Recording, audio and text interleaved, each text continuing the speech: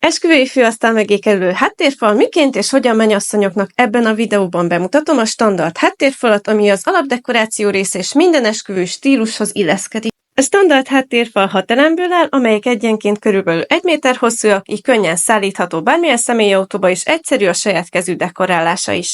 A háttérfal vászhoz fehér anyagot és LED fényfüggönyt kapsz, így már az alapverzió is gyönyörű hangulatot terem. A LED fényfüggöny akasztós kialakítású, így nincs szükség bonyolult kötözésre, csak egyszerűen felakasztható. A fehér anyagot tűvel könnyedén rögzíthető. De a legjobb, hogy variálható színes anyagokkal, virágpanelekkel, buxuspanellel vagy LED feliratokkal is díszíthető, így igazán egyedi és személyre szabott hatást érhetünk el. Sőt, méreteit is növelhetjük, egy elem 2 méter széles és 2 méter magas, de további elemek hozzáadásával bármilyen méretűre alakíthatjuk. Minden párnak ajánlom a standard háttérfalat még akkor is, hogyha egy szerényebb költségvetésű esküvőt terveztek, hiszen ez egy olyan alapdekoráció, ami ünnepi hangulatot teremt és különlegessé varázsolja a főasztalt. Az alapdekorációkat a www.rózsaszem.hu oldalon találhatjátok meg.